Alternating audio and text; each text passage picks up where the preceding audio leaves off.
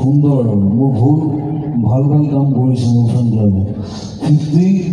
53টা আছে মানে 53টা